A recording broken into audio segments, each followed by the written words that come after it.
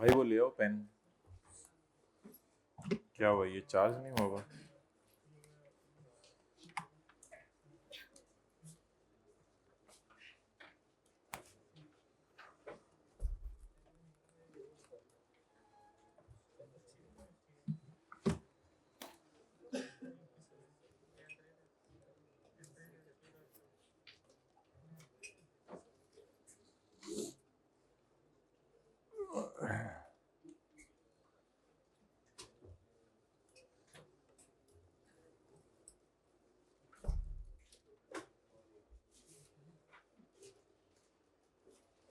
जी section 21 वाला page पुशक निकालने की जरूरत नहीं है इतना।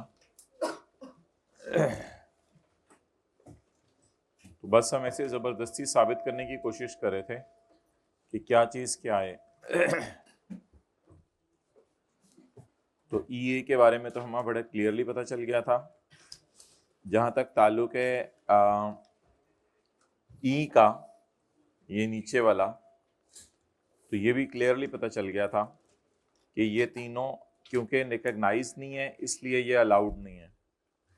फिर जहां तक ताल्लुक है रिकग्नाइज वो जो प्रोविडेंट फंड का, तो उसमें हमने कहा था अगर अनरिकग्नाइज में इफेक्टिव अरेंजमेंट है तो अलाउड है। अगर अनरिकग्नाइज में इफेक्टिव अरेंजमेंट है तो अलाउड है। तो ये हमने पढ़ लिया था पॉइंट 1 में।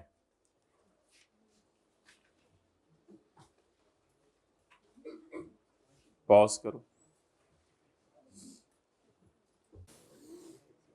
अच्छा, तो कल जो पेज बनता था अभी पेज निकालने की जरूरत नहीं है बेशक। पॉइंट ई ए जो है उसमें तो बड़ा क्लियरली लिखा हुआ था, इसलिए इसको हमने टिक कर लिया था। फिर उसके बाद पॉइंट ई भी बड़ा क्लियर था कि ये तीनों फंड्स अगर अनरिकग्नाइज्ड हैं तो माइनस करने की इजाजत नहीं है। फिर रह गया था प्रोविडेंट फंड, जिसके ऊपर हमने कहा था कि ऊपर वाली लाइन से नीचे वाली लाइन को मिला के पढ़ लें। अगर आप ऊपर वाली लाइन से नीचे वाली लाइन को मिला के पढ़ेंगे और नीचे वाली लाइन में यहाँ अनरिकग्नाइज का लफ्ज लिखेंगे तो अनरिकग्नाइज नॉट अलाउड है अगर आपने टैक्स काटने के अरेंजमेंट नहीं किए, लेकिन अगर कर लिए हैं तो अलाउड है। और प्रोविडेंट फंड रिकग्नाइज्ड अलाउड है, इसके बारे में वाज़ेह लिखा नहीं हुआ, लेकिन लोग कहते हैं जब अनरिकग्नाइज नॉट अलाउड है तो फिर रिकग्नाइज्ड अलाउड है। इस वजह से शायद पॉइंट ही हमने यहाँ लिखे कि लोग कहते हैं नॉट रिकग्नाइज्ड अगर नॉट अलाउड है तो रिकग्नाइज्ड अलाउड है, इस वजह से इसको यहाँ डाला गया। तो बहरहाल जो मेन बात है वो आपसे नीचे कर दी है। अच्छा जी, चैप्टर 15 में आ जाए वापस।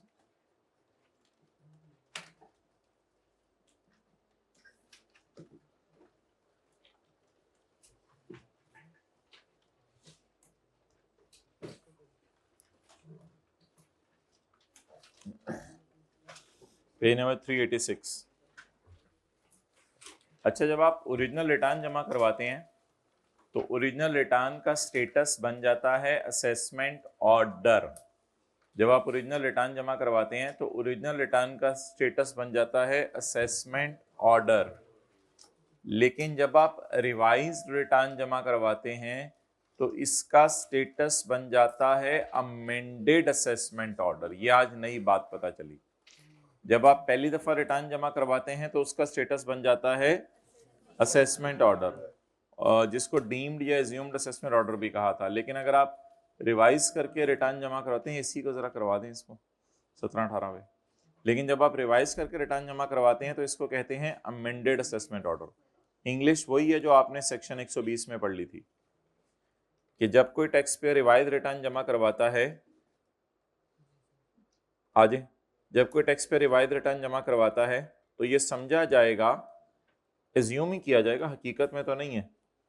जब आप जाके रिटर्न रिवाइज करेंगे तो ये समझा जाए, क्योंकि देखें ना, जब आपने ओरिजिनल रिटर्न जमा करवाई थी, जब आपने ओरिजिनल रिटर्न जमा करवाई थी तो वो बन गई थी, बोले, एज्यूम्ड असेसमेंट ऑर्डर। तो जब आप रिवाइज रिटर्न जमा करवाएंगे तो वो क्या बन जाएगी, अमेंडेड असेसमेंट ऑर्डर। यानी आपने ओरिजिनल रिटर्न जमा करवाई, बाद में जाके आपने उसको, अगले सफे पे मैं डायग्राम दिखा रहा हूं, बाद में जाके आपने उसको रिवाइज कर दिया। तो ओरिजिनल रिटर्न का स्टेटस क्या है, असेसमेंट ऑर्डर, रिवाइज रिटर्न का स्टेटस क्या है? Amended assessment. जब कोई टैक्स पे रिवाइज रिटर्न जमा करवाता है तो ये समझा जाता है कि commissioner has made an assessment. अच्छा, मेड करना खाली जरूरी नहीं है, has made an assessment of taxable income tax and the revise return shall be considered as an amended order issued. Made भी करना जरूरी है और मेड करके on the day it was furnished. तो ओरिजिनल रिटर्न का स्टेटस क्या है? ओरिजिनल रिटर्न का स्टेटस क्या है? assumed assessment। और रिवाइज रिटर्न का स्टेटस क्या है? Amended assessment order. और आप लोगों का स्टेटस, अच्छा कल हम लोगों ने ये पढ़ा था कि जब कभी किसी बंदे का ऑडिट शुरू हो जाए तो घूरी मारने के बाद उसे बार्किंग करेंगे, वो रिप्लाई करेगा, अगर रिप्लाई सेटिस्फैक्टरी ना हुआ तो उसको इशू कर दिया जाएगा अमेंडेड असेसमेंट ऑर्डर। उसको इशू कर, आगे आ जाए आगे आ जाए, आगे इतनी जगह खाली है जल्दी, तो उसको इशू कर दिया जाएगा अमेंडेड असेसमेंट ऑर्डर। तो हमने ये पढ़ा था कि एन असेसमेंट ऑर्डर, बोलें, an assessment order can be amended within 5 years, within 5 years from the end of that financial year in which the commissioner is assumed to have issued the original assessment order. Done? और इसकी revision की थी कि 2016 के साल की आपने return कब जमा करवाई? 30/9/16 को। 30/9/16 के बाद कौन सा 30 जून आ रहा है? 30 जून 17 से आगे 5 साल गिनने, 18, 19, 20, 21, 22, 23। जब चपेड़ दीवार आ गई है, मोटरसाइकिल चलाई जा रहा है। Page 387, page 387। पहले जरा पेज 388 पे आ जाए।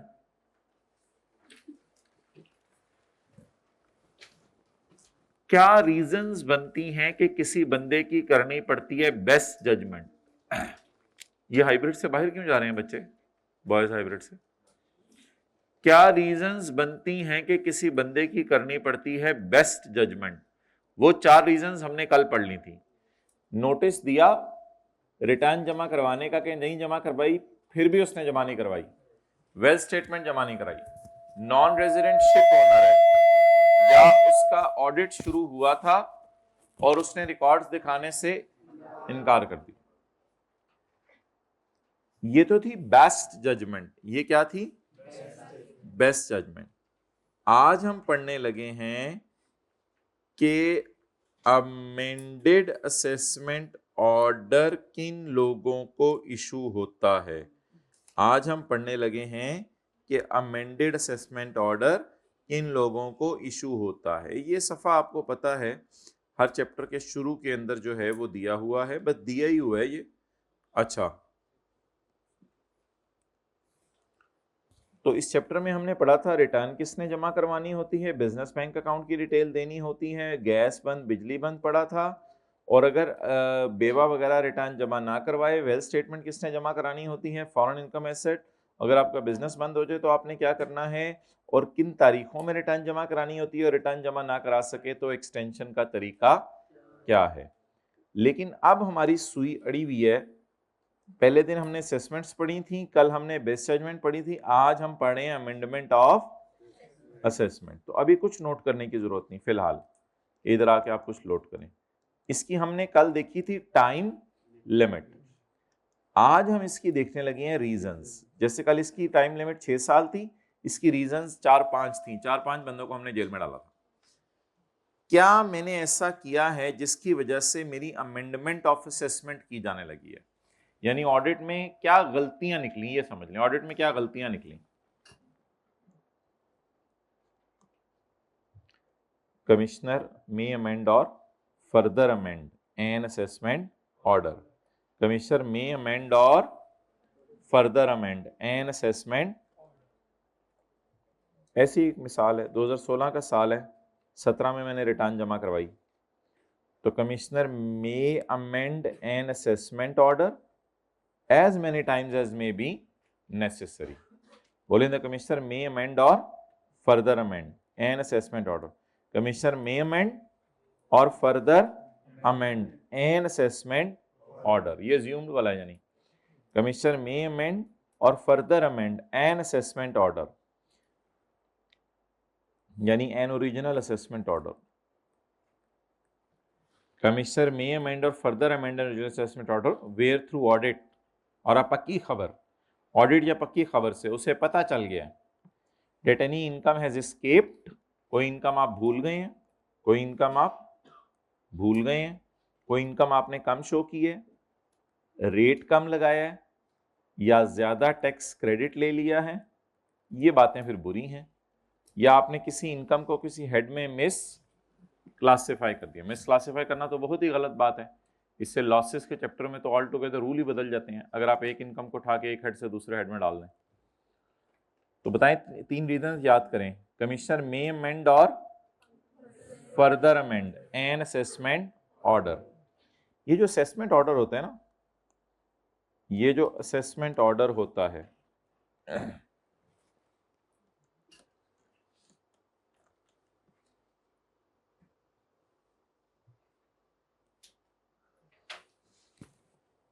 ये जो असेसमेंट ऑर्डर होता है ना, पहली दफा वाला, इसको अमेंड किया जाता है। क्योंकि आप लोगों ने परसों वाली अगर क्लास ली थी, पहली क्लास में हमने पढ़ा था जब आप रिटर्न जमा करवाते हैं उसका स्टेटस क्या बन जाता है। तो पहली लाइन लिखी हुई है commissioner may amend or further amend an assessment as many times as may be necessary. बोलें commissioner may amend or further amend an assessment order as many times as may be if he is satisfied that, where through audit और पक्की खबर he is satisfied that कोई income आप भूल गए हैं, income कम कर दी, रेट कम कर दिया, या टैक्स क्रेडिट ज्यादा ले लिया, या इनकम को मिस क्लासिफाई कर दिया। वही लाइन दोबारा उसने कॉपी पेस्ट कर दी है, commissioner may amend or further amend an assessment order if if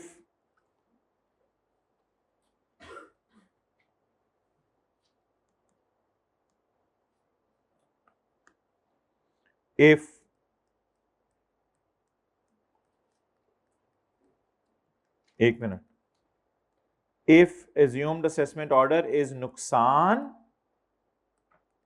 if assumed assessment order is नुकसानदेह to the फायदा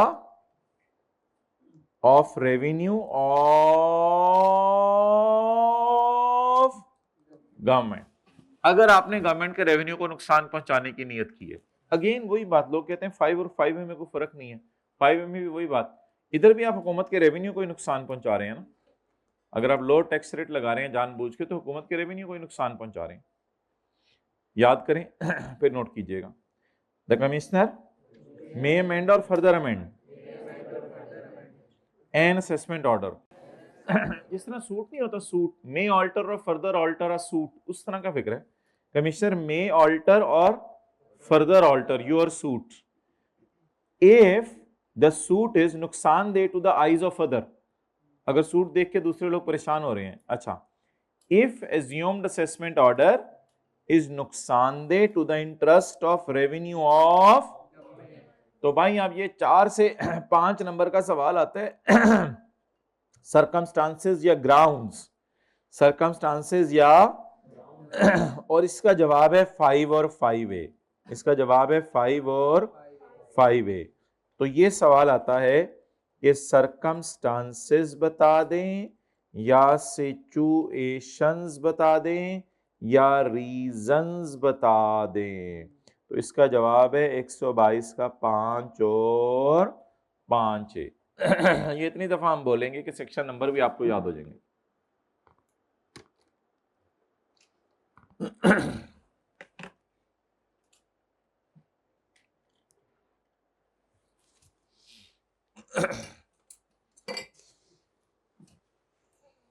भाई ये को जग आधा भरा करें, इतना ज्यादा क्यों करते?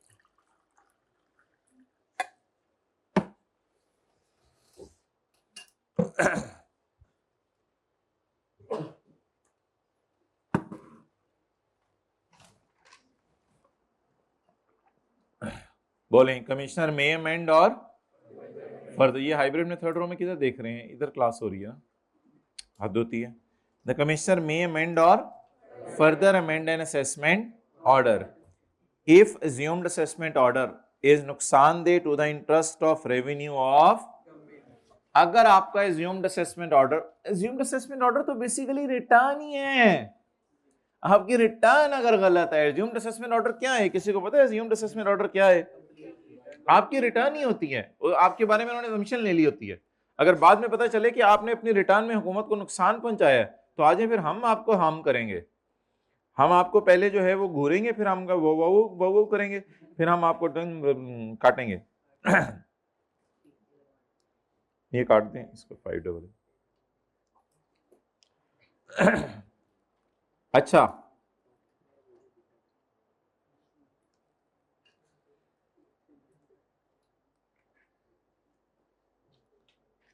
एज्यूम्ड असेसमेंट ऑर्डर को अमेंड करना जरूरी है या अमेंड करके इशू भी करना जरूरी है? बार बार लिखा हुआ है मे ऑल्टर, मे ऑल्टर, मे ऑल्टर, ऑल्टर करके सूट दर्जी अपने पास ही रख ले, जब आपका वलीमा गुजर जाएगा ये भाई ये ले लें आप आके, तो ऑल्टर करके आप ही को देने ना उसने। पढ़े आफ्टर मेकिंग, आफ्टर, आज क्या मेक हो रहा है? अमेंडेड असेसमेंट, आज क्या मेक हो रही है? After making amended assessment. भाई ये पता है ना सबको ये कौन सा सफ़ा है, ये चैप्टर के शुरू में जो होता है चौ after making amended assessment the commissioner shall issue, after making shall issue. आप मेहमानों को बता ही रखें हमने स्वीट बनाई हुई है, थोड़ी थोड़ी बनाई हुई है, इशू ही ना करें। Making, made, freezed, unfreezed, again freezed. अच्छा, अमेंडेड असेसमेंट ऑर्डर में क्या क्या लिखा होगा? आपकी नई इनकम, आपका नया टैक्स, पुराना टैक्स जो आपने पे कर दिया है, और अगर आप हमारे खिलाफ अपील करना चाहते हैं तो फिर डंडे सोटे लेके आ जाए। टाइम, प्लेस एंड मैनर, ये कल भी याद किए थे लफ्ज़ आप लोगों ने घर में किए थे। Time, place and manner of appealing against the amended assessment. अगर आपने अमेंडेड असेसमेंट के खिलाफ आना है तो फिर डंडे सोटे लेके आइएगा, फिर हमने भी हाथों में चूड़ियां नहीं पहनी हुई, हम भी आपको जो। अच्छा, पक्की खबर,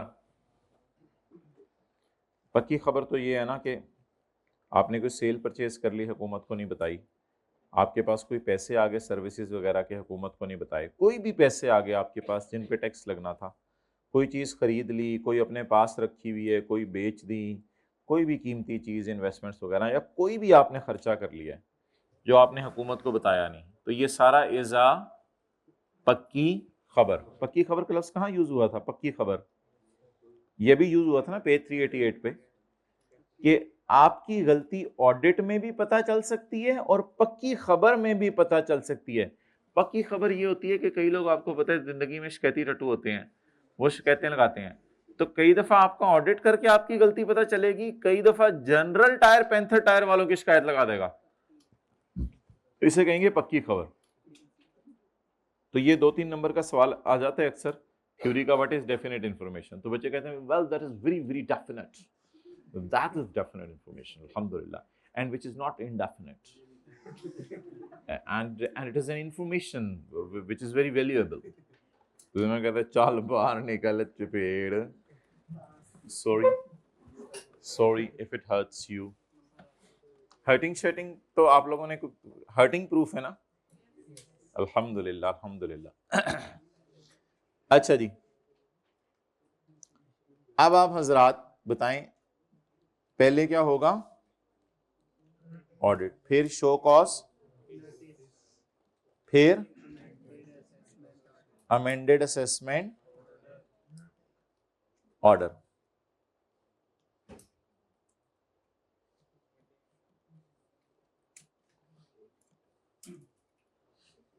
इससे पहले आपने क्या जमा करवाई होगी? रिटर्न क्या बन गई होगी? Assumed assessment order. और इन दोनों के दरमियान टीपी रिप्लाई करते हैं। ये तो आपको पता है ना। आप क्या जमा करवाते हैं? रिटर्न क्या बन जाती है? फिर ऑडिट और शो कॉज नोटिस करने के बाद आपका रिप्लाई लेते हैं। वो आपका रिप्लाई सेटिस्फैक्टरी ना हो तो अमेंडेड असेसमेंट ऑर्डर के साथ ना आपको टेक्स्ट जमा करवाना पड़ता है। लेकिन पहले जरा मुझे ये सारा पढ़ लेने दें, फिर मैं आपको नोट करने नहीं दूंगा। An assessment order can be amended. ऊंची An assessment order can be amended. An assessment order can be amended. An assessment order can be amended. मेरा suit can be amended. An assessment order can be amended if the taxpayer has been provided with an opportunity of being heard. If a taxpayer has been provided an opportunity of being heard. एक minute इधर देखें. An assessment order can be amended if the taxpayer has been given an opportunity of being heard. उसे एक opportunity दें बात सुनाने की. Show cause notice भेजें. इसका मतलब होता है शो कॉज नोटिस भेजें. अब नोट कर लो. अमेंडेड असेसमेंट ऑर्डर इशू करने से पहले क्या भेजें? की कर रहे हैं जेब चू, की कर रहे हैं चलगोजे बादाम रुमाल, छेती काटना जो भी करना है. हैंडकरचीफ कहते थे बचपन में. Handkerchief executive. ओके.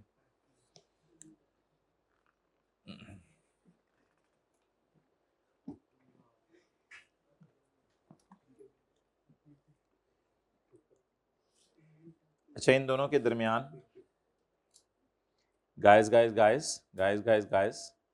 इन दोनों के दरमियान कितने दिन होने चाहिए?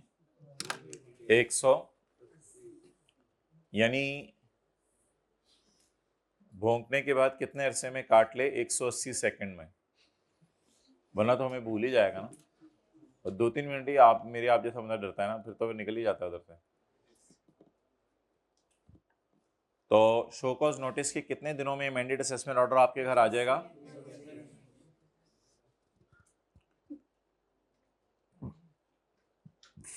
असल में ये 180 दिन इसलिए क्या प्रॉपर्ली रिप्लाई वगैरह बनाएं और लड़ें केस आके.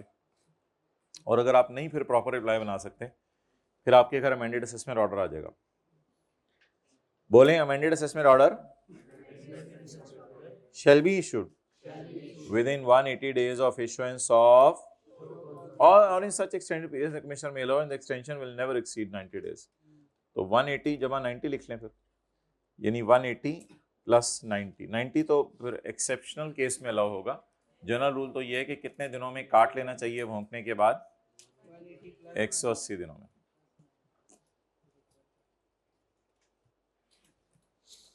Okay, next.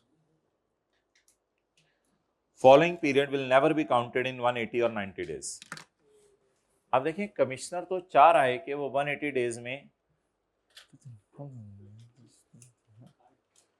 कमिश्नर तो चाह रहा है कि आपको 180 डेज के अंदर जो है वो काट ले. लेकिन आप कह रहे हैं मैं जरा पेपर दी के आ जाऊं, मुझे जरा तैयारी करने दो, मैं जरा खाना खा के आता हूं. तो अगर आप खुद ही पॉजेस जनरेट करें, इसकी मैंने मिसाल दी थी आपको कि अब्बू ने कहा, अम्मी ने कहा कि 5 मिनट में दही लेके आओ. तो अब्बू ने कहा कि भाई जरा मेरे जूते पॉलिश कर दो 2 मिनट में.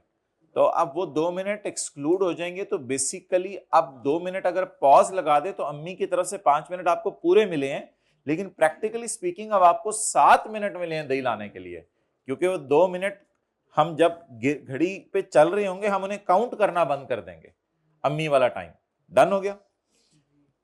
तो following period will not be counted in. आपने जाके स्टे ऑर्डर ले लिया कोर्ट से, आपने कोर्ट को कहा यार स्टे कर दो, अभी जरा इशू रोक दो, मैं देखता हूं कटवाना है या नहीं. एडीआरसी का तो पूरा सेक्शन है, हम पढ़ेंगे. एग्रीड असेसमेंट प्रोसीडिंग तो पूरा सेक्शन है, हम पढ़ेंगे. Adjournment bye tax payer not exceeding 60 days। आपकी वजह से डिले आ रहा है, delay bye tax payer not exceeding. Tax payer 60 दिन के लिए गायब हो सकता है, सैर करने चला गया है, गाड़ी के ऊपर कहीं सैर करने चला गया है, टैक्स पेयर जो है वो बाहर के मुल्क चला गया है, टैक्स पेयर की शादी आ गई है, कोई भी वजह होगी, shall be excluded from computing, shall be excluded from counting about days क्यों लिखा हुआ है? हाँ, इसको काट, ऊपर भी तो ये लिखा हुआ है, following period will not be counted in about days।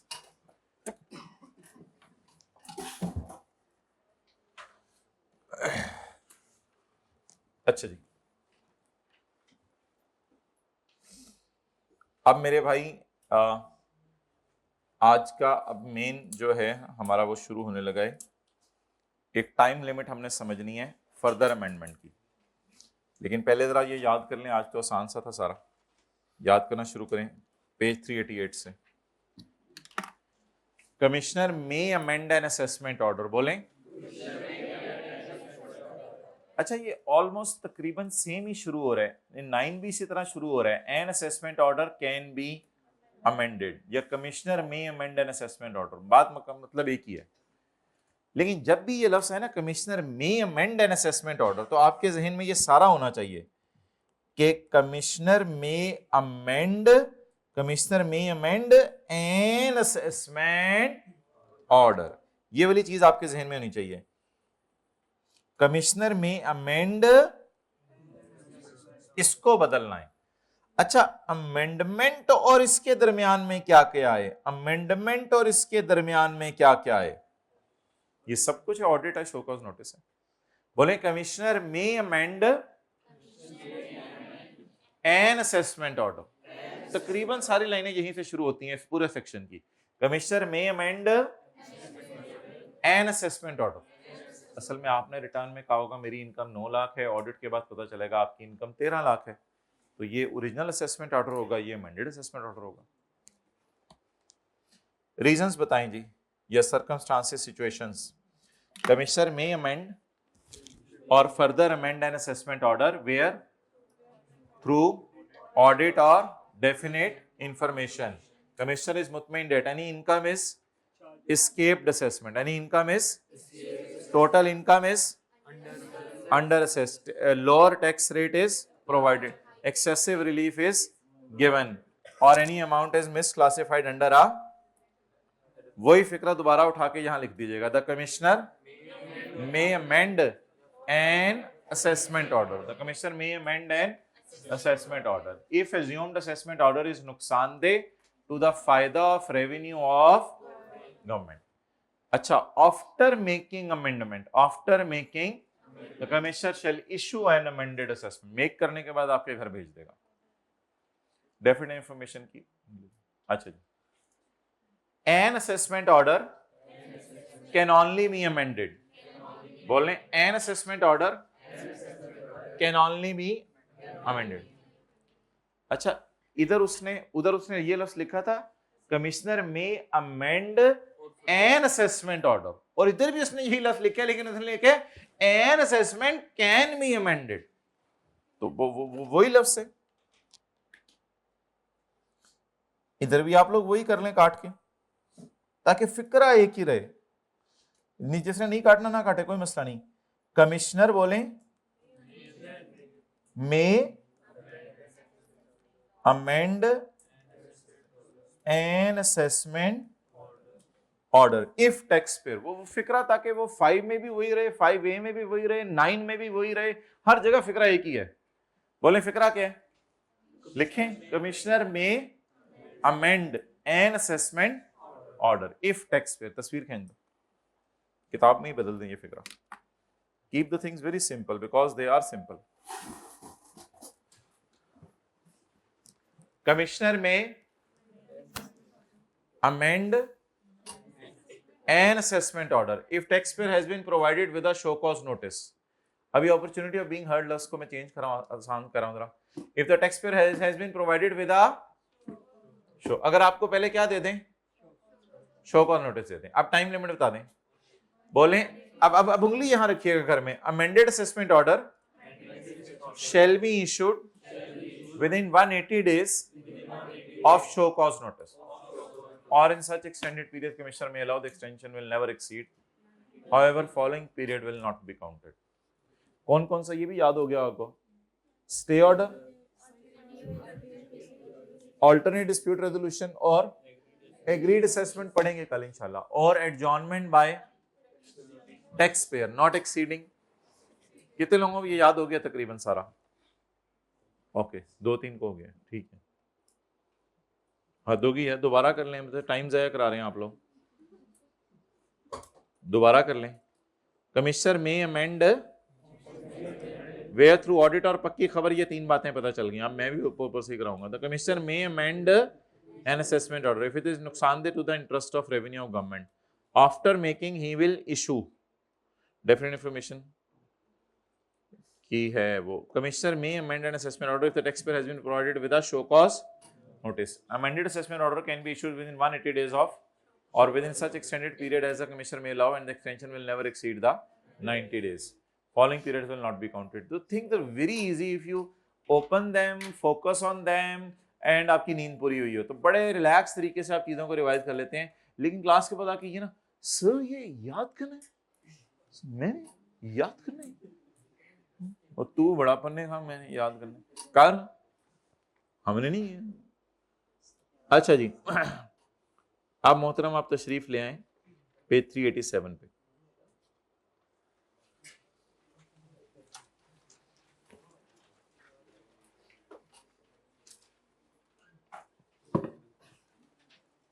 कल हमने पढ़ा था कि असेसमेंट ऑर्डर को अमेंड किया जा सकता है कितने अरसे के अंदर? 5 साल के अंदर। आज हम पढ़ने लगे कि अमेंड किए हुए को, उठते जाना साथ साथ, मैं उठा नहीं रहा आपको। आज हम पढ़ने लगे कि अमेंड किए हुए को फर्दर अमेंड अगर करने हैं तो कितने अरसे में करें। कल हमने क्या पढ़ा था? पहली दफा अमेंडमेंट कब करें। आज हम पढ़ने लगे हैं अमेंड किए हुए को अमेंडमेंट कैसे करें।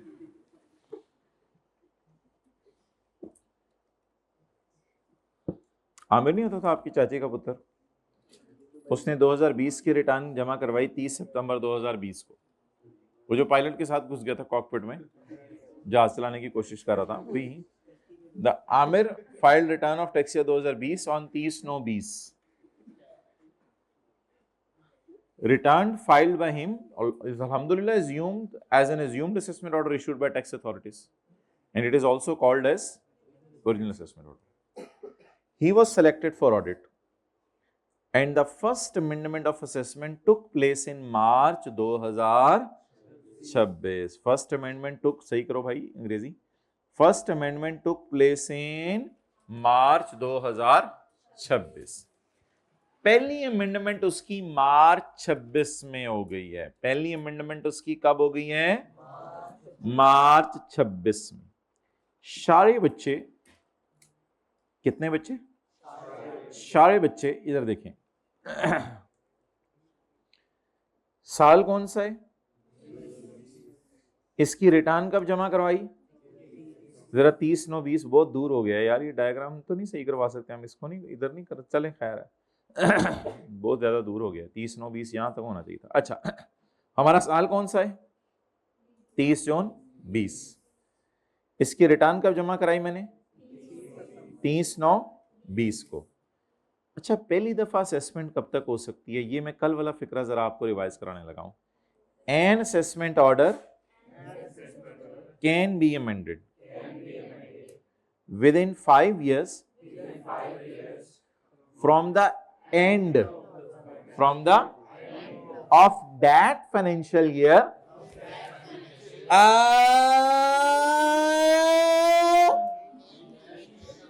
in which the assumed order is issued. In which the assumed order is issued.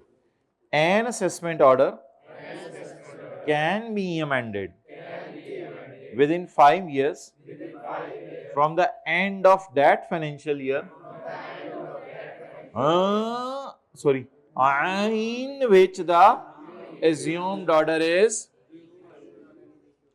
अच्छा बताएं, assumed order जो इशू हुआ है उस फाइनेंशियल ईयर का एंड क्या है? फाइनेंशियल ईयर होता है हुकूमत का साल, वो 30 जून का एंड होता है। उस फाइनेंशियल ईयर का एंड क्या है? यहां से जरा 5 साल गिने, 22, 23, 24, 25, और वो कह रहा है मार्च 26 में पहली अमेंडमेंट कर भी दी, लिख लें मार्च, कहते हैं मार्च 26 में पहली अमेंडमेंट कर भी दी, मौके पे की है, मौके पे की है। ठीक है जी। कितने लोगों ने ये सोचा है कि इससे पहले ऑडिट हुआ होगा और शो कॉज नोटिस आया होगा? सोचे तो हाथ खड़े कीजिएगा, ऐसे हाथ खड़े ना कीजिएगा। किसी एक ने भी नहीं सोचा, कल के चपेड़े मारे ना। तो इससे पहले ऑडिट हुआ होगा, ऑडिट के बाद शो कॉज नोटिस आया होगा। हाँ, शो कॉज नोटिस के 180 दिनों के अंदर अमेंडमेंट कर दी होगी हमने। ये 180 दिन की लिमिट अलग है, ये इसलिए होती है कि शो कॉज नोटिस के बाद ज्यादा डिले ना कराएं। लेकिन ये 180 दिन की लिमिट इतनी मेन नहीं है। मेन लिमिट हमारे लॉ में ये है कि अमेंडमेंट कब तक हो सकती है, अमेंडमेंट कब तक हो सकती है। ये और बात है कि शो कॉज नोटिस के 180 दिनों के अंदर अंदर अमेंडमेंट कर दें ताकि ज्यादा डिले ना करें। मिसाल के तौर पे अगर शो कॉज नोटिस इधर आया तो 180 दिन के अंदर अंदर अमेंडमेंट कर दें, उसको ज्यादा डिले ना करवाएं, वो अलग बात है। मेरा ये मसला है कि ओवरऑल लिमिट मेरे पास कितनी है अमेंडमेंट ऑफ असेसमेंट की? 5 साल। इसका मतलब है ये अमेंडमेंट टाइम पर हो गई है। अब मैं अपनी डायग्राम में साल बना रहा हूं 2027 का, 2028 का, ऐसे ही समझने के लिए 2029 का भी बना सकता हूं। भाई अगर पहली दफा अमेंडमेंट हो गई है ना, तो सेकंड अमेंडमेंट होगी letter of 2 dates, where an assessment order has been amended. It can further be amended within the later of 5 years from the end, 5 years from the, इधर देखें ऊपर, 5 years from the end of that financial year in which the original assessment order is issued. ये तो वहीं आगे खड़े हो गए। और 1 year from the end of that financial year in which the first amendment took place, whichever is later. 2 dates हैं जिनमें से लेटर उठानी है, लेकिन अरसा कितना होगा और गिनना कहां से शुरू करना है? इधर देखें सारे ऊपर, पता नहीं कि क्या कर रहे हैं, ऊपर क्यों नहीं देखते रहे। इफ एन असेसमेंट ऑर्डर, अब सबसे ज्यादा सवाल हाईकैप इसमें से बना रहा है, ये जो अब हम पढ़ रहे हैं, क्योंकि बहुत आसान चीज है, इतनी मुश्किल नहीं है। If an assessment order has been amended, it can further be amended as many times as may be necessary within 5 years, from the end of that financial year in which the original assessment order is issued,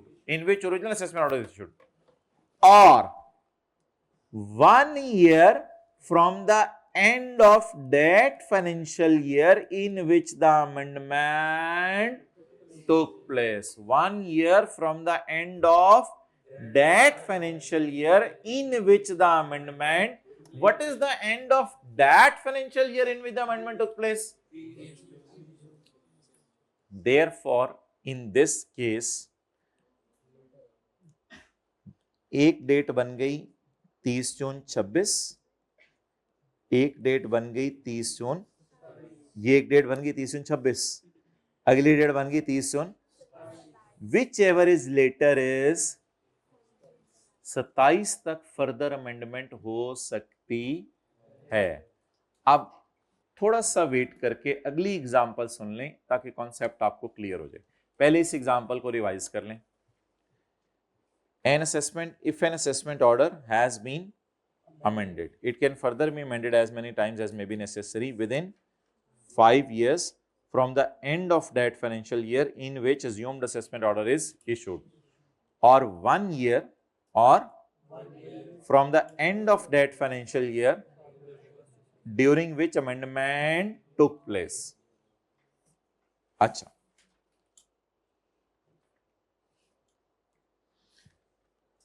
Umar ने 2016 की return जमा कराई 30/9/16 को। सही है, अगला सफा। उमर ने 2016 की रिटर्न कब जमा करवाई? 30/9/16 को। और रिटर्न क्या समझ ली गई?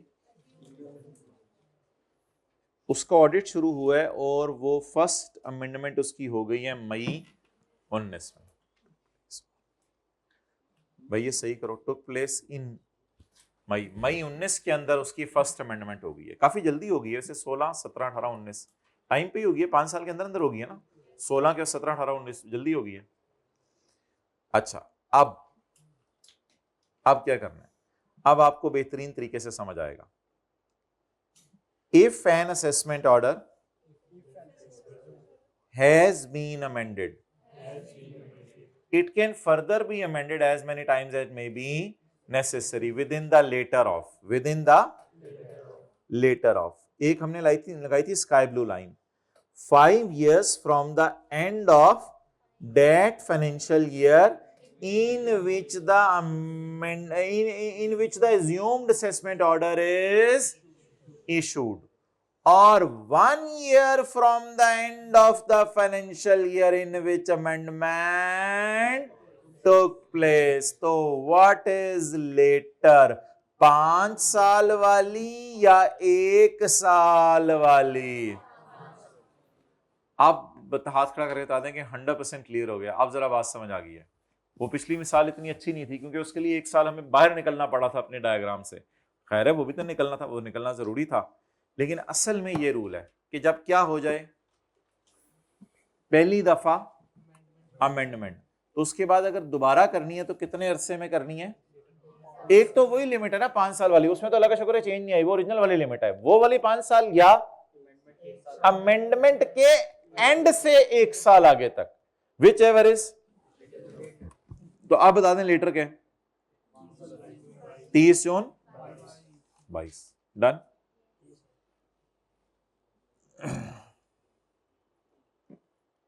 तो ये था जी कॉन्सेप्ट।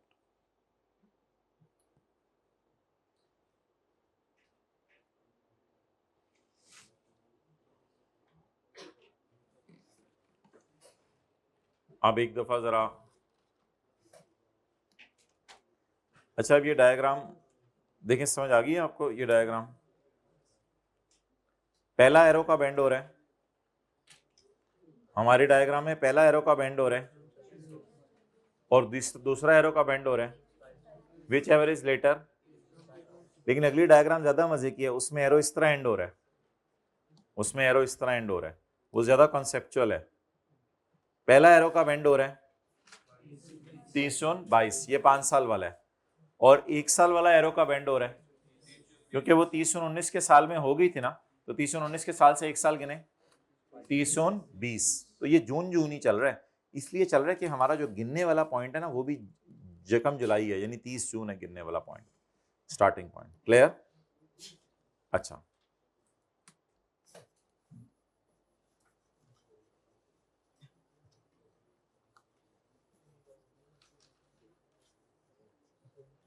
अच्छा अगर हम कोशिश करें कि डायग्राम बनाए बगैर करें, मेरा साल कौन से?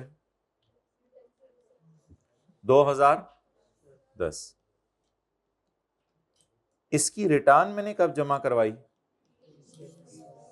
भाई ये 30/9/10 ना असल में 30 जून 11 वाला साल बनता है। इसकी मैंने रिटर्न कब जमा करवाई? 30/9/10।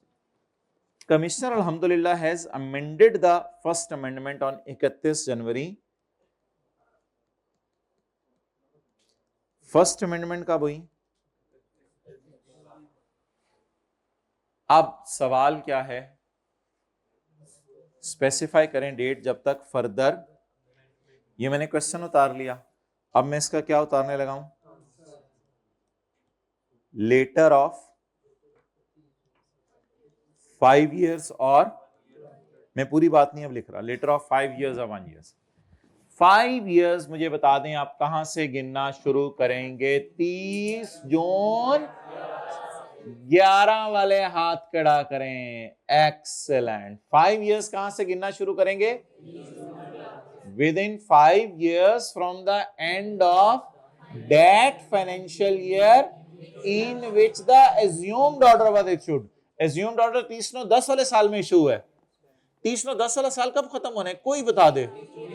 30/11 से जरा 5 साल गिने आज। 12, 13, 14, 15, 16। तो ये क्या डेट बन गई? और 1 year from the end of that financial year in which the first amendment took place। first amendment took place on 31 जनवरी 12। 31 जनवरी 12 कौन सा 30 जून वाला साल है? 30 जून 12 ही। फरवरी, मार्च, अप्रैल, मई, जून, 30 जून 12, यानी इसके बाद कौन सा 30 जून आने हैं? 30 जून 12। तो इसके बाद 30 जून 12 आने। 30 जून 12 से एक साल गिने इधर आगे। तो अब बता दें लेटर क्या बना? तो अब मुझे सवाल का जवाब बता दें। 30 जून 16, because it is the later. छोटा सा करके क्वेश्चन और सॉल्यूशन दोनों नोट कर लें। ये मेरा क्वेश्चन है और वो मेरा आंसर है। ये कौन सा क्वेश्चन है? Question number 3, example 3। इस तरह आसान है, ये डायग्राम प्रॉपर बनाया करेंगे और ये इस तरह आसान है।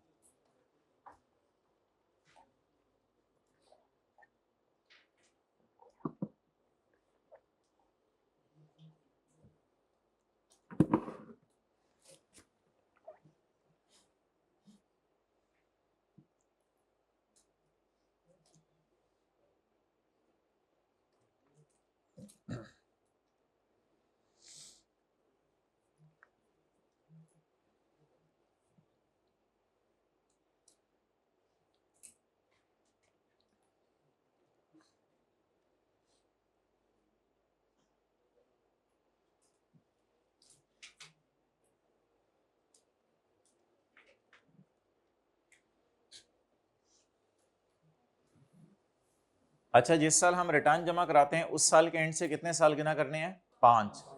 और जिस साल वो लोग पहली अमेंडमेंट करते हैं उस साल के 30 जून के एंड से कितने साल गिना करने हैं? 1 साल। तो 1 साल और 5 साल में से जो क्या होगा? लेटर होगा। तब तक क्या हो सकती है? Further amendment.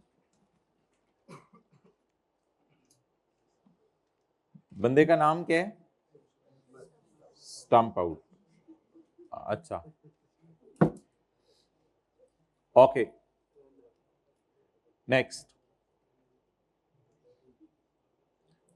ये साथ वाला फल लाते हैं या जूस लाते हैं या बिस्किट लाते हैं? बिस्किट लाते हैं। थोड़ा थोड़ा इसको जरा बदलने की कोशिश करें। पेज 387।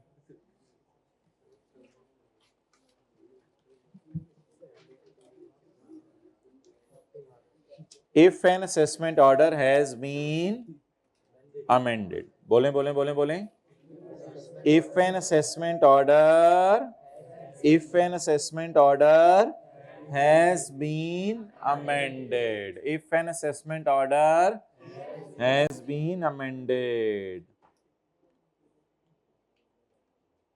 इसको भी छोड़ दें। कमिश्नर में फर्दर अमेंड, कमिश्नर में as many times as may be the original assessment order। Original assessment order को जितनी बड़ी दफा बदल दे। Within the later of, later of कैसे बोलें? 5 years from the end of the in which commissioner is assumed as having issued the, bracket में फिलहाल इस बात को ले लें, in which the commissioner is assumed as having issued the original। ये तो वो 5 साल वाली लिमिट होगी नहीं। और 1 year from the end of the in which the amendment was passed, जिसमें अमेंडमेंट पास हुई। अब भाई इसको पेपर में लिख के कैसे आएंगे, इसको पेपर में देखें ऐसे लिख के आएंगे, the second amendment can be made within the later of, इस तरह पेपर में लिख के आया करेंगे। 5 years from the end of the financial year in which commissioner has issued, now this is 326, or 1 year from the in which first amendment took place, that is 30 June. So later one is, therefore commissioner can amend for second time by, लिखाएंगे इस तरह, याद कर लें 5 years। अच्छा ये वही फिक्र है, ये कोई नया फिक्रा नहीं है, ये जो कल आप लोगों ने याद किया ये यही वाला फिक्र है। पॉइंट 2 में, पॉइंट 2 में कल बताया था पहली दफा कब अमेंड होना है, और पॉइंट आज जो पॉइंट है उसमें क्या बताया है, अमेंड हुआ अमेंड हुआ फिर दोबारा अमेंड हो सकता है, ये बताया। 5 years from the end of the financial year in which commissioner is assumed as having issued the original assessment order, or 1 year from the end of financial year in which amendment was passed, 1 year from the end of financial year in which amendment was passed. Okay,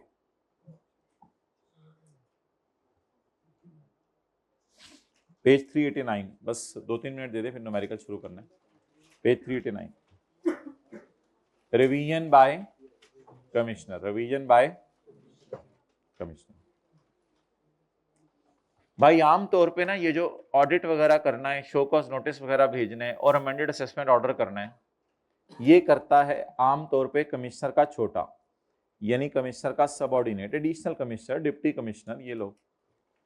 मिसाल के तौर पे आपने बताया था मेरी income 12 lakh है, इन्होंने कह दिया नहीं आपकी इनकम क्या है 18 लाख। लिखिए ना ये दोनों फिगर्स, क्योंकि 122 से समझने के लिए 2 फिगर्स लिखनी पड़ेंगी। 12 लाख है और आपकी इनकम क्या है 18 लाख। नई वाली, पुरानी वाली आपने कहा था 12 है, लेकिन वो कह रहे हैं 18 है।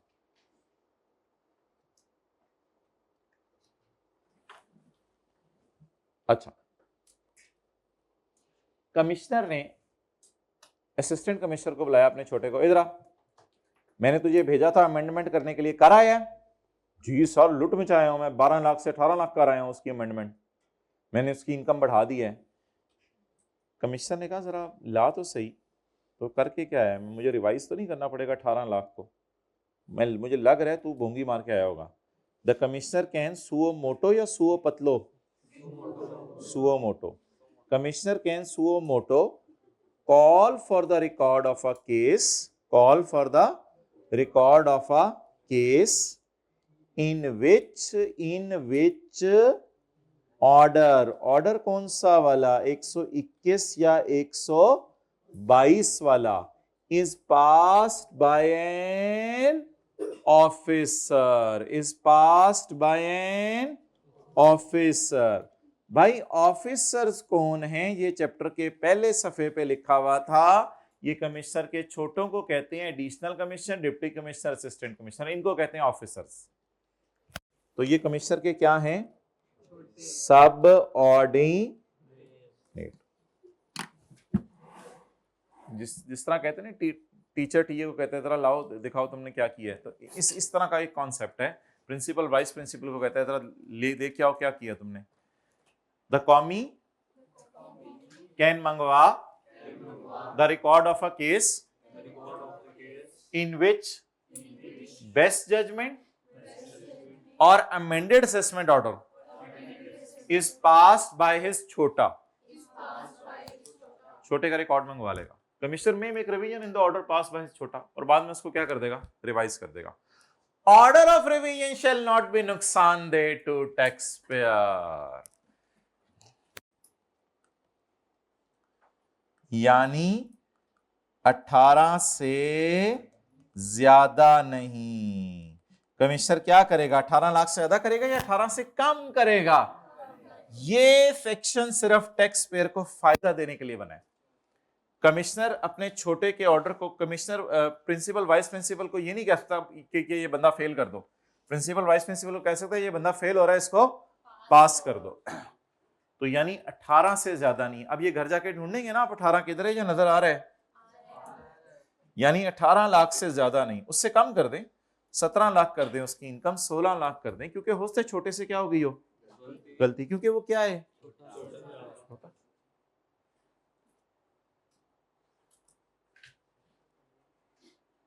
डन, बस इतना काफी है, क्लोज करते हैं। याद करें जी जबानी, द कमिश्नर केम, बैठे बैठे मंगवाएगा रिकॉर्ड, सुओ मोटो होता है ना, खुद ब खुद, बैठे बैठे। कमिश्नर कैन खुद ब खुद मंगवा the record of a case in which best judgment and amended assessment is passed by an officer. Commissioner may make revision in the order passed by his chota. Order passed by his chota. इसमें revision कर सकते हैं। Order of revision will never be, बोले ना, will never be नुकसानदेह to taxpayer. Chapter number 14।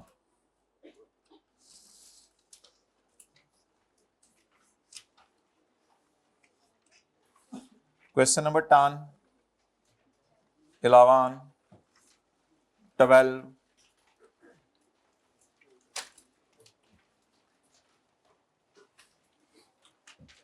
Page number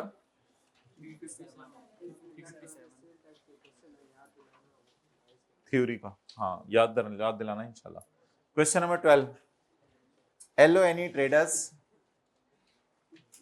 a sole proprietor is engaged, sole था पहले, अब इंगेज हो गया। अच्छा sorry, in the buying and selling of मकई एंड व्हीट। बस नोट दिए हैं, ये एग्रीकल्चर इनकम एग्जाम्प्ट है, तो अगला सवाल शुरू करते हैं। एग्रीकल्चर इनकम नहीं है इसकी, क्यों भाई? बाइंग एंड सेलिंग वाले की तो एग्रीकल्चर इनकम नहीं होती। एग्रीकल्चर इनकम तो उसकी होती है जो निकाल लें, किताब और रजिस्टर में सफा निकाल लें, एक दफा जो निकालना है कर लें, फिर मैं बात शुरू करता हूँ। निकालें सारे, निकालें, किताब में भी सफा निकाल लें, फिर रजिस्टर में भी सफा निकाल लें, जहाँ सॉल्व करने, कैलकुलेटर भी निकाल लें, बॉल पॉइंट भी निकाल लें, निकाल लें। ये शोर तो खत्म होना जिंदगी से।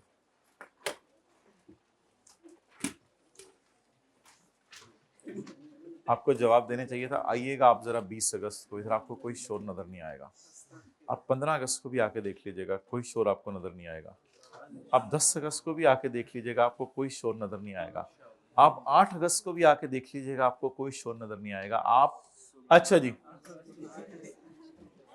नहीं यकामगा ज्यादा होगी। अच्छा, following information has been extracted from LTS record. आप कहें हम हैं तो शोर है ना, अगर हम नहीं है तो फिर दोस्तों इस तरह की बातें किया करें जरा। Following information has been extracted from LTS for the records 31 दिसंबर 2015। 31 दिसंबर 2015 होता है टैक्स ईयर 2016, क्योंकि 31 दिसंबर 15 के बाद 30 जून 16 आता है, इसलिए ये स्पेशल टैक्स ईयर है। ये शुरू हुए 1 जनवरी 15 को और खत्म हुए 31 दिसंबर 15 को। ये स्पेशल टैक्स ईयर 2016 है। अच्छा जी, wheat sold to food companies in Punjab amounting to 13 million. Wheat हमने बेचा है पंजाब की फूड कंपनीज को, कितना? 13 मिलियन। मोबाइल अपने पास रखा करें, टीचर के का किसी भी वक्त आपको पता है मैसेज आ सकता है, जैसे कल भी आ गया था। Wheat sold to food companies is Punjab amounted to 13 million. अच्छा, कल तो शायद आपको नहीं एक्स्ट्रा बुलाया जाएगा। आज अगर मैंने मुनासिब समझा तो चैप्टर 15 के जो थ्योरी के ये जो सवाल है ना, अमेंडमेंट ऑफ असेसमेंट, ये 5 साल और 1 साल, ये वाले सवाल जरा थ्योरी के रिवाइज करवाने हैं आपको पास पेपर में जो आए हुए हैं। तो उसके लिए हो सकता है आपको 20-25 मिनट के लिए जो है वो बुला लिया जाए 2:35 पे, वो हम देख लेंगे इंशाल्लाह। अच्छा, meat sold to food companies in Punjab amounted to 13 million. Wheat आपने बेचा है पंजाब की कंपनीज को 13 million. This sale was after allowing a discount of 680,000 to some of new customers. ये सेल है डिस्काउंट देने के बाद। अच्छा, इनकम टैक्स में भी डिस्काउंट माइनस करने की इजाजत है, कोई ऐसा मसला नहीं। क्योंकि सेक्शन 21 जो था डिडक्शंस नॉट अलाउड वाला, उसमें ये कहीं नहीं लिखा हुआ कि ट्रेड डिस्काउंट माइनस नहीं कर सकते, तो ये डिस्काउंट माइनस कर सकते हैं, इसलिए ट्रेड डिस्काउंट नॉट अलाउड नहीं है, अलाउड है। The gross profit was 25% on gross sale. Gross profit कितना है इसको छोड़ें, फिलहाल सेल तो बता दें कितनी है वर्किंग। अच्छा, अब हम न्यूमेरिकल सेल से शुरू करेंगे, बिकॉज सवाल ने सेल दिया, हमें प्रॉफिट नहीं दिया। इन्हीं न्यूमेरिकल्स के बारे में कहा जाता है कि इनको सेल से शुरू किया करें, क्योंकि जिन सवालों में प्रॉफिट दिया हो वहां से रिवर्स वर्किंग करके फिर चलते हैं। इस सवाल में प्रॉफिट नहीं दिया हुआ, इस सवाल में तो उल्टा क्या दी हुई है, सेल। तो वर्किंग नंबर 1 दूसरे सफे पे, वर्किंग नंबर 1 ये है my dear, income from business non speculation. क्योंकि ये वीट बेचने का कारोबार है तो ये कोई स्पेकुलेशन बिजनेस नहीं है। स्पेकुलेशन बिजनेस ये होता है जिसमें डिलीवरी कर दें आप विदाउट, जिसमें आप कैश सेटल कर दें विदाउट डिलीवरी। जी वैसे मेरे ख्याल से ना इसको इस तरह कर लेते हैं, देखें नेट सेल कितनी है, नेट सेल, नेट सेल कितनी है 13 मिलियन। ग्रॉस सेल सवाल ने नहीं दी हुई, ग्रॉस सेल, लेकिन उसने डिस्काउंट दिया हुआ, डिस्काउंट। कितने लोगों को लग रहा है ये नेट है सेल, लग रहा है या लगवाऊं?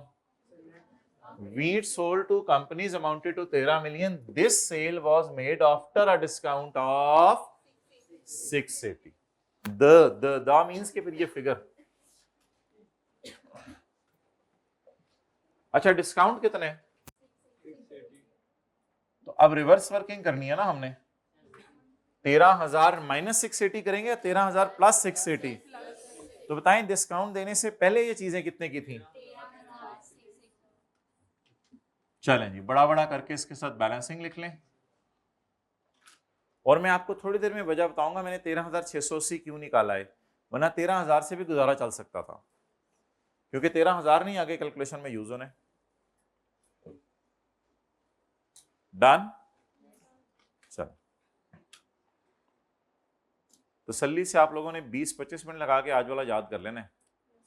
एक हमने वो 2 सर्कमस्टांसेस बताए थे जिस वजह से अमेंडमेंट करते हैं, total income under cess misclassified, फिर उसके बाद हमने डेफिनेट इन्फॉर्मेशन की डेफिनेशन पढ़ी थी, फिर उसके बाद हमने कहा था मेक करके इशू करना है, फिर उसके बाद हमने पढ़ा था कि शो कॉज नोटिस पहले आपने इशू करना है, फिर हमने पढ़ा था शो कॉज नोटिस की 180 दिनों के अंदर अमेंडेड असेसमेंट ऑर्डर आपने इशू करने, और 4 चीजें इन दिनों में काउंट नहीं की जाएंगी, और फिर हमने 501 ईयर में से लेटर पढ़ा था, और जाते हुए छोटा सा हमने पढ़ा था कि कमिश्नर अपने छोटे का ऑर्डर रिवाइज कर सकता है, लेकिन इससे टैक्स पेयर को नुकसान। सर ये इंग्लिश में याद करें सारा जो आपने भी बोले, सर ना सर जो आए दरवाजा खोल दें, दोनों खोल दें, दोनों खोल दें, एक टांग उधर से निकाल, एक टांग उधर। अच्छा net cell,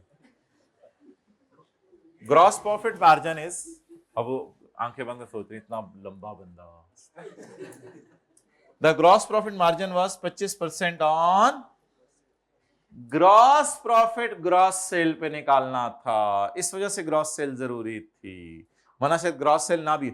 gross profit is 25% on gross sale. अच्छा ग्रॉस प्रॉफिट और सेल में फर्क क्या होता है? ग्रॉस प्रॉफिट और सेल में फर्क क्या होता है? Cost of sale. कौन बोले? आप FAR 2 पढ़े? नहीं पढ़ लीजिए। कॉस्ट ऑफ सेल तो आप लोगों को पता ही है ना, सेल और जीपी में फर्क क्या होता है? नहीं पता? इंट्रोडक्शन टू अकाउंटिंग में नहीं, sale cost of sale gross profit, या उल्टा पढ़े होते थे, gross profit cost of sale sale. अच्छा ग्रॉस प्रॉफिट बताएं कितना है? Gross profit 25% of the gross profit margin was 25% of gross sale. Gross sale कितनी है? 13 जी, ये P&L टाइप बन रहा है। बैलेंसिंग क्या होगा? निकालनी है, निकालनी नहीं निकालनी कोई नंबर नहीं इसके, हमने आगे बस सवाल प्रॉफिट निकालना है और सवाल आगे करना है। निकालनी है निकाल लीजिएगा कॉस्ट ऑफ सेल, कोई जरूरी नहीं। कितनी है वैसे कॉस्ट ऑफ सेल अगर किसी ने निकालनी है? हाँ जी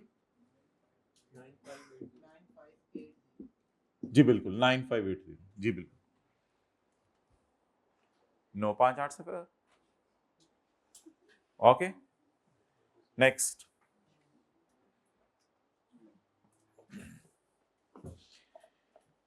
LT paid 6 lakh to a research institution for development of a formula which is likely to improve the quality of wheat.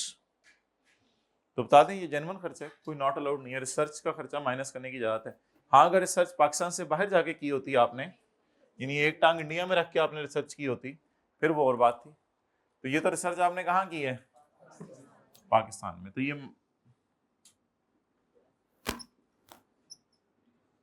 Ji cell से चलते हुए अलाउड खर्चे माइनस कर दें, सेल से चलते हुए अलाउड खर्चे माइनस कर दें। कल आपको याद है ना, कमर सेटिस्फाइड नहीं था, घर जाके सेटिस्फाई कर दिया था उसको या भूल गए थे? चपेड़े मारे बंदा, एक ही सवाल कराया था वो भी घर जाके नहीं कर सके।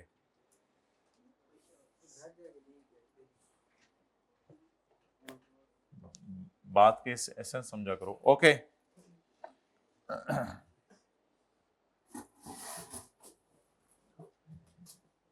इन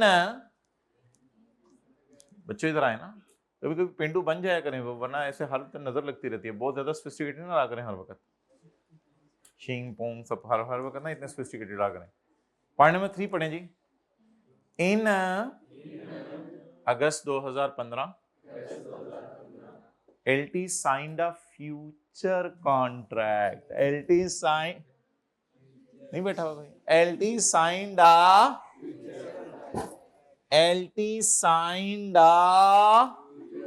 future contract. LT signed a future contract. LT signed a future contract. त्रा तो नहीं निकला था? थोड़ा सा नहीं, त्रा ना निकाला करें लोगों का, पहले ही निकला हुआ है। LT signed a future contract with Mubarak Enterprise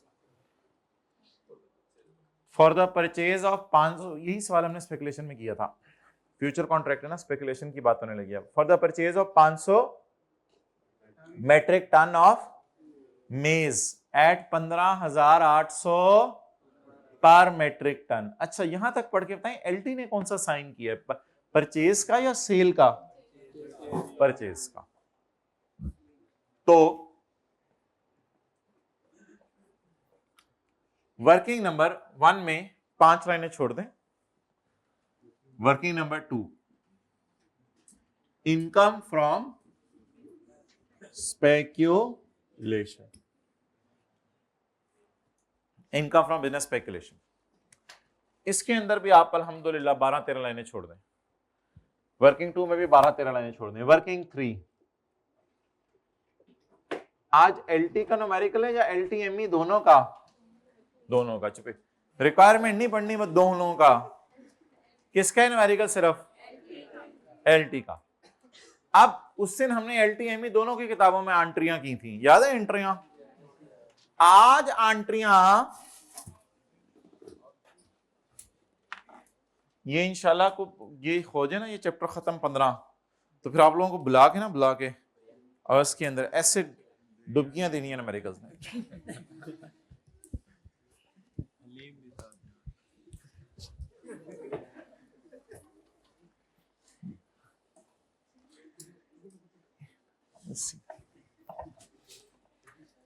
in August 2015, अंदर ही ना रह जाइएगा, in August 2015 LT signed a contract with ME for the purchase of 500 metric ton of maize. Tax year की डेफिनेशन जिस दिन पढ़े थे उस दिन हम सोचा था साथ पढ़ेंगे। ना लगाएं नमक हमारे जख्मों पर। परचेज बोलें, परचेज की एंट्री बोलें भाई, जल्दी बोलें ना। क्वांटिटी 600, ये दिन में तारे नजर आ रहे हैं, 500 लिखा हुआ है, जरा 15,800। दिन में तारे, रात को सूरज, नए नए मुहावरे बनाए। 7,000 LT signed a contract for purchase, इसलिए परचेज की एंट्री की है। लेकिन इन द एंड आपको पता है ये परचेज सेल वगैरह होगी नहीं, नेट सेटल हो जाएंगे पैसे देके। ये रफ वर्किंग में एंट्रीज करनी है वैसे, ये सिक्के वाली पेंसिल से भी कर लेंगे तो कोई मसला नहीं। ये परचेज जनरल एंट्रीज करने नहीं बैठ जाना, पर टैक्स का पेपर हो जनरल एंट्रियां खोल के बैठे हो, general entries in the books of LT. कहने यार पागल ही हो ये रफ वर्किंग में भी बस सफा फाड़ दीजिएगा, ये वाला सफा ना उस तक जाने दीजिएगा, बहुत बैड इंप्रेशन पड़ना है उस पर। LT signed a contract with ME for the purchase of ये फुल स्टॉप नहीं सर, हम तो डेट का कॉलम डालेंगे डिस्क्रिप्शन ऊपर, डेबिट क्रेडिट प्लीज, हमारा तो ये प्रोग्राम था। The delivery was expected in October, delivery कब एक्सपेक्टेड है? अक्टूबर में। ME also agreed to repurchase।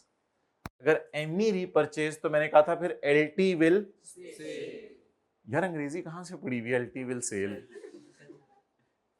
हमारी भी अंग्रेजी फारग है लेकिन इतनी फारग, LT will sell बनेगा ना फिक्रा शायद, पता नहीं कहां से इंग्लिश, मेरी तो बहुत फारग है लेकिन इतना तो पता है कि LT will के बाद सेल नहीं आएगा ना, सेल आएगा, सेल आएगा। किसी ने सही अंग्रेजी है तो हाथ खड़ा कर दे कि 2-4 लोग जरा, होती है अंग्रेजी सही, LT will सेल आएगा ना। अच्छा जी, तो ME बोले पहली लाइन क्या लिखी हुई थी जिसकी वजह से मैंने परचेज की एंट्री की? बोले ना, LT sign a contract for, इसलिए मैंने पहले परचेज की एंट्री की। अगला क्या लफ्ज लिखा हुआ है? ME also purchase. तो अब अगर ME परचेज ऑल्सो तो फिर अब कौन सी एंट्री करूं? LT की बुक्स में, LT की बुक्स में cell. So if ME will buy, then LT will sell. Sell बोले।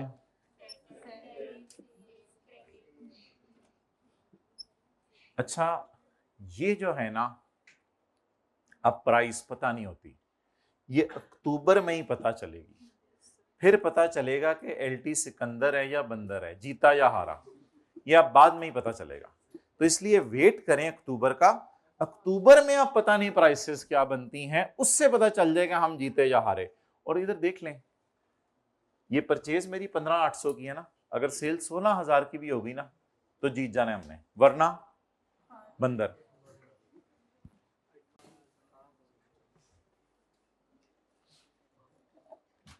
जिसके रिजल्ट में मैसेज नहीं आते वो, जिसके रिजल्ट के अंदर जो मैसेज में नंबर नहीं आते वो सिकंदर, जो जिसके नंबर आते हैं लिखे हुए वो बंदर। अच्छा नहीं, ME also agreed to repurchase at date of sale। और डेट ऑफ सेल को किसी को नहीं पता क्या रेट है, उस दिन रेट निकला 18,200 और LT ने चीजें बेच दी खरीदे बगैर, यानी ट्रांजैक्शन नेट सेटल होगी। इसका मतलब ये होता है LT ने चीजें बेच दी खरीदे बगैर, मींस बेचना खरीदना क्या हो गया? नेट। आप बोलें 18 जी 912। अब इसको वर्किंग नंबर 2 में ले जाएं, सेल और परचेज के नाम से। किस नाम से? सेल और सेल लेस, ताकि पता चल जाए हम जीते या हारे।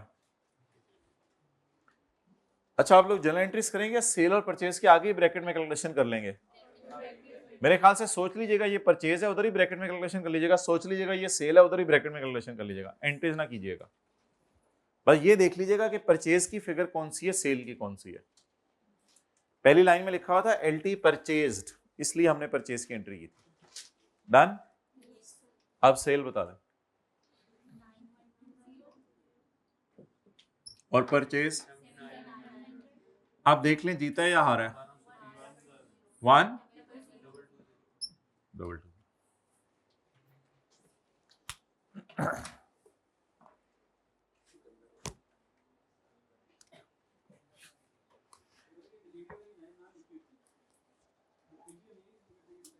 फ्यूचर कॉन्ट्रैक्ट अब एक इंडिकेशन होती है ऊपर,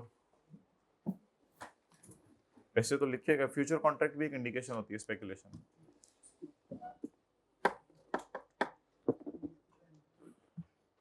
LT नोट कर लें पहले यहां पर।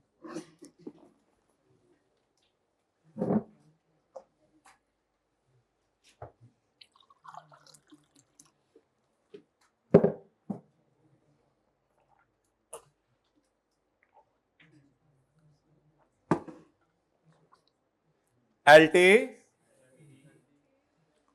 बीलो खत्म हो गया, बीलो का ये चल रहा है अभी।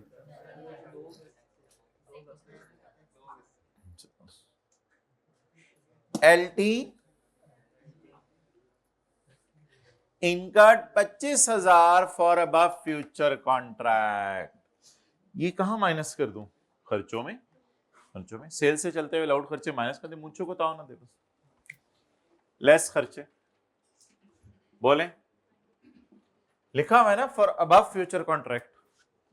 पता चल रहा है आप लोगों को कि ये खर्चा इसी का है, ये खर्चा इस सेल का नहीं है। देखिए हमारे बिजनेस दो है ना, ये देखें हमारे बिजनेस दो हैं। एक हमारा बिजनेस है वीट सोल्ड टू फूड, और एक हमने क्या किया है फ्यूचर कॉन्ट्रैक्ट। और ये हाईलाइट करके ये दोनों एडजस्टमेंट्स इकट्ठी आ रही थी और ये वाली एडजस्टमेंट्स इकट्ठी आ रही हैं, क्योंकि उसने लफ्ज लिख दिया यहाँ पे for above future contract.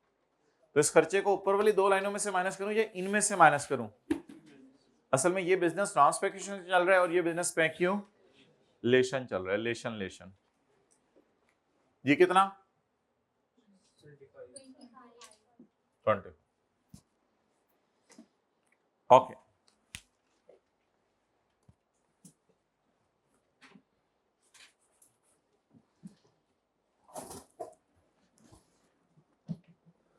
Admin selling and distribution expenses are 25 lakh. आगे ना पढ़े, ये कहां माइनस करूं 25 lakh? Admin selling and distribution expenses 25 lakh, ये कहां माइनस करूं? किसमें? नहीं भाई, ये दोनों जगह पोर्शन होंगे, ये दोनों जगह, क्योंकि एडमिन सेलिंग एक्सपेंसेस पूरे बिजनेस के होते हैं। अच्छा, जो लोग ये समझते हैं कि स्पेकुलेशन बिजनेस कोई ऐसा खास बिजनेस नहीं है इसलिए उसको खर्चे पोर्शन ना करें, तो ये बात गलत है। याद रखिएगा स्पेकुलेशन बिजनेस भी एक बहुत बड़ा बिजनेस है। इसके लिए आप नौकरी पे एक्सपर्ट्स को रखते हैं, वो रोजाना मॉनिटरिंग करते हैं, प्राइसेस क्या हैं, सारा कुछ देखते हैं। उसके बाद जाहिर बात है उनको ऑफिसेज देते हैं, लैपटॉप देते हैं, सारी चीजें देते हैं। तो ऐसा नहीं हो सकता कि स्पेकुलेशन बिजनेस के लिए कोई खर्चा ही ना हुआ हो इस साल। कुछ खर्चे तो उसने 25 के बता दिए, लेकिन जब लफ्ज लिखेगा ना एडमिन सेलिंग, तो ये तो सारे बिजनेसेस के खर्चे हुआ करेंगे, इसमें बाहर के अगर बिजनेस आए तो वो भी आया करेंगे। अब ये वो एलोकेशन है जो हम करने लगे हैं, जो हमने चैप्टर 4 में सीख ली हुई थी। चैप्टर 4 में हमने पढ़ा था ग्रॉस सेल की बेस पे खर्चे पोर्शन करने हैं। खर्चे पोर्शन किसकी बेस पे करने हैं? Gross sale. इसलिए आज के सवाल में नेट सेल दी हुई थी डिस्काउंट के बाद, मैंने फिर भी ग्रॉस सेल पकड़ी थी, क्योंकि चैप्टर 4 हुक्म देता है कि हमने खर्चे कैसे पोर्शन करने हैं, ग्रॉस सेल की बेस पे। ये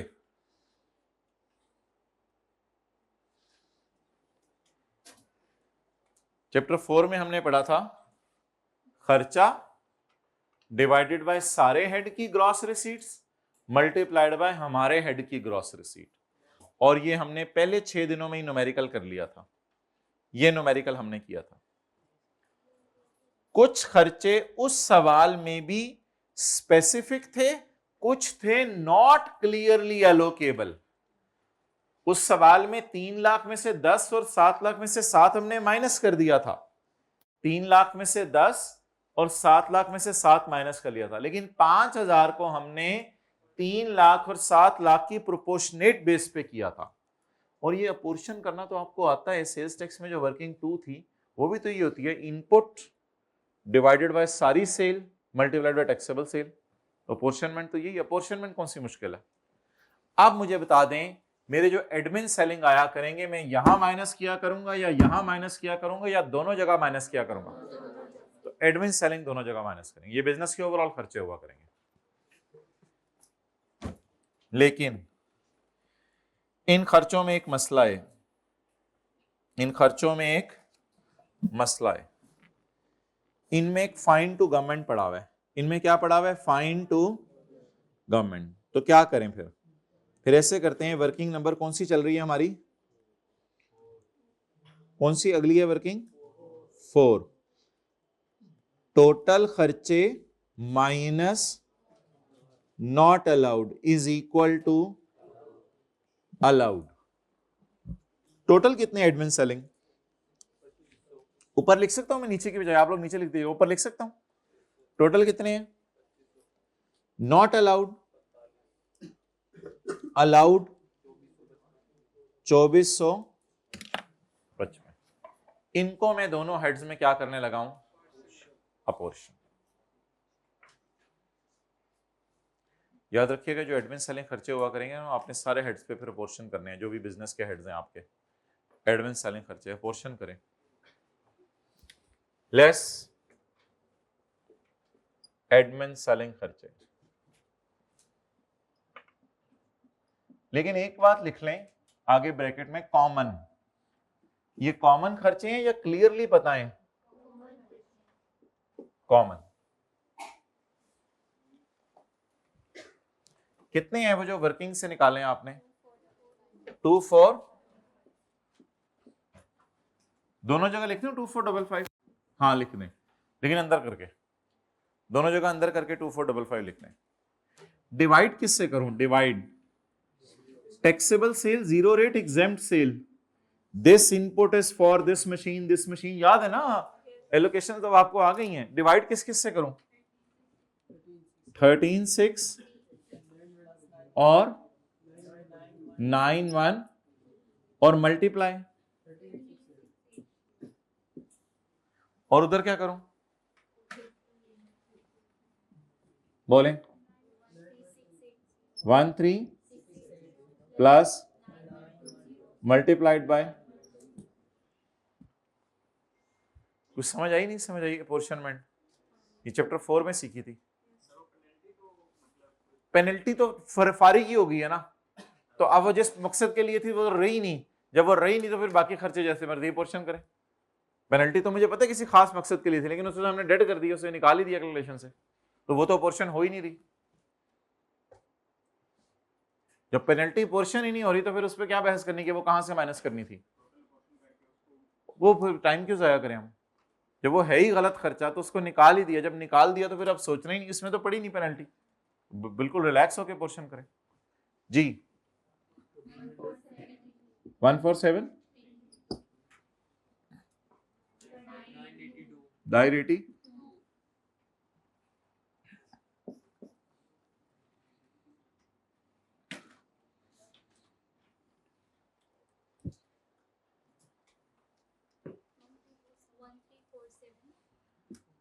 13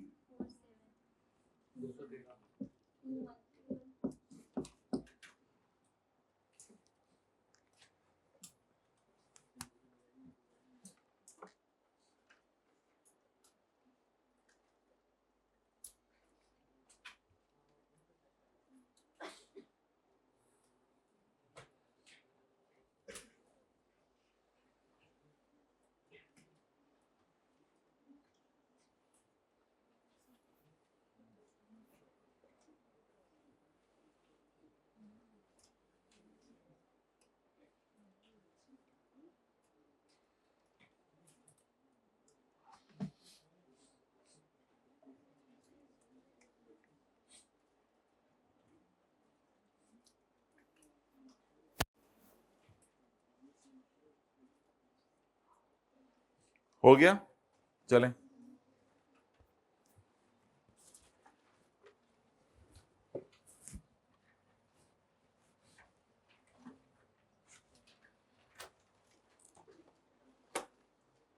अब न्यूमेरिकल का फेस, पिछले साल का लॉस किसका है, बिजनेस और बिजनेस और कैपिटल। ये आप बता दें जी, पिछले साल का स्पेकुलेशन का भी लॉस है, नॉन स्पेकुलेशन का भी लॉस है, कैपिटल गेन का भी लॉस है, ये तीनों पिछले साल के लॉसेज हैं। क्या ये इस काबिल थे पिछले साल के, इनको हम कैरी फॉरवर्ड करके इस साल माइनस करते? हाँ, क्योंकि ये अदर सोर्स भी नहीं है और ये प्रॉपर्टी भी। ये लॉस पिछले सालों के हैं या पिछले साल के हैं? पिछले साल के हैं, 2015 के हैं, इसलिए कोई मसला नहीं, डेड नहीं हुए अभी। इन्होंने कितने साल चलना था? तीनों ने 6 साल चलना था, अगर आप लोगों को याद हो। रूल 3 याद है ना? ये तीनों 6 साल चल सकते हैं। अच्छा, आप बताएं इन तीनों में से किसका भाई आया है? इसका भी आ गया, इसका भी आ गया, और करंट ईयर में कोई लॉसेस नहीं है।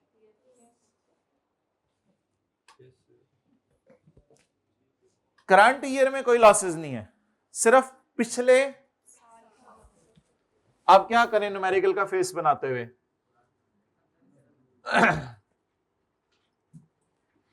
1 3 इसमें से माइनस कर दें इसका लॉस कितना? 550 और कितनी है? 200। ये हमारे साल की है, इसमें से क्या माइनस कर दें? Brought forward loss.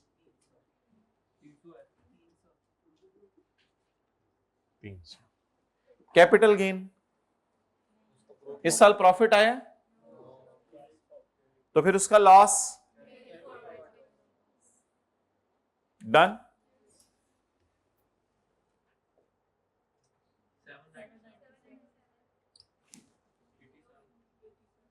$87। What is my total income and taxable income?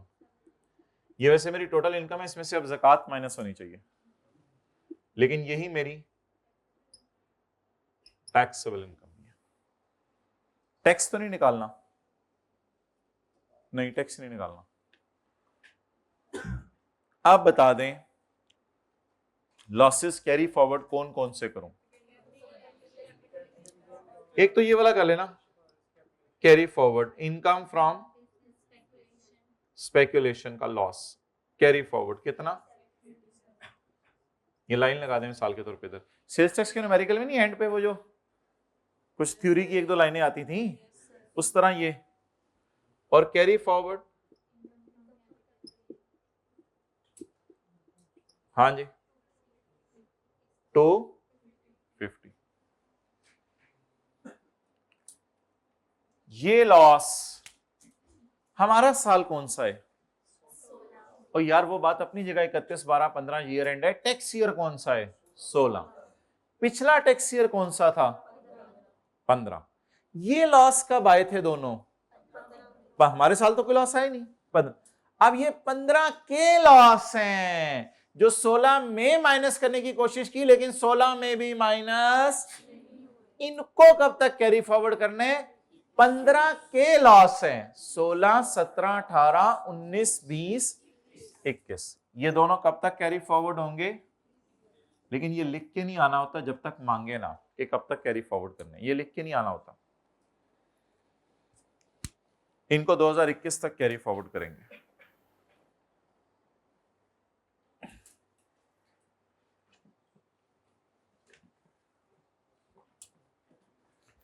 आज क्या पता चला कि जो एडमिन सेलिंग है उनको क्या करना पड़ता है? किस बेस पे?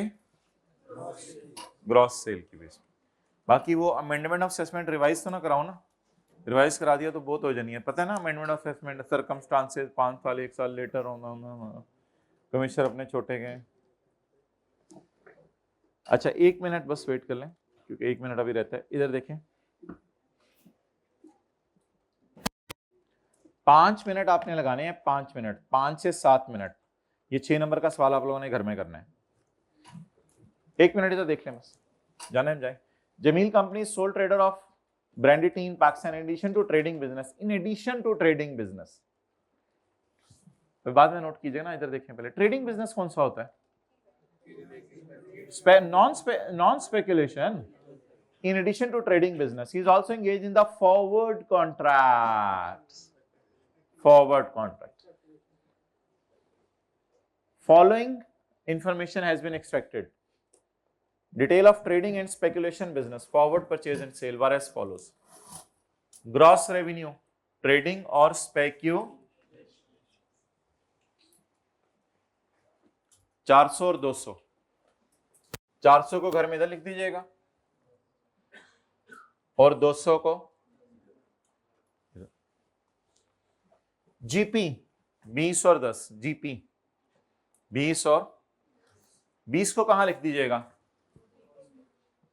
इधर. अब वो सेल पे डिस्काउंट वगैरह कोई नहीं होगा. जीपी 20 रुपए और इस ये जीपी है ना, मुझे तो यही जीपी लग रहा है क्योंकि इसमें को क्लोजिंग स्टॉक तो होता नहीं, ये तो स्टॉक वाला कॉन्सेप्ट ही नहीं इसमें. जीपी कितना इसका?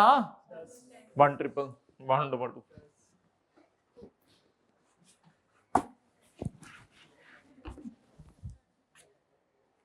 सेल कितनी? 400 और 200. जीपी कितना? 20 और कॉस्ट ऑफ सेल ना निकालिएगा, कोई फायदा नहीं. आज इस सवाल में कोई फायदा नहीं, कॉस्ट ऑफ सेल ना निकालिएगा, लेकिन इस तरह लिखिएगा फॉर्मेट अच्छा सा बना के, सेल और जीपी, आगे कुछ भी नहीं है. Total admin and selling expenses are 7.2. इसमें को 0.4 का मसला है. अच्छा 7.2 को यहां रखिएगा सेट करके और इसको यहां रखिएगा और दोनों में अपोर्शन, मदारी नहीं बजानी कर जाएगा, दोनों में अपोर्शन कर दें. और उसके बाद क्या है? पुराने साल के 2002 का पता नहीं क्या है, 2008 में खड़े हैं, 2 का लॉस दे दिया. प्रीवियस ईयर देख लेंगे. तो ये बाकी कब के होंगे? बाकी तो ताजा ही होंगे, 2006-07 के होंगे. ये तो ताजा होंगे. ये समोसा 6 साल का पड़ा हुआ है. ओल्ड इज गोल्ड है. हो जाएगा ये साल 5 मिनट में, 7 मिनट में, 4 मिनट में. अल्लाह अकबर. कौन है 4 मिनट में कर लेगा post? 4 minute hybrid. 4 minute. Second last row boys छा गए हैं. थर्ड लास्ट रो जी. 4 मिनट. टाइम गिन के 4 मिनट. इधर भी 2 बंदे. 3.5 3.5 ठीक है, सवाल ही नहीं करेंगे.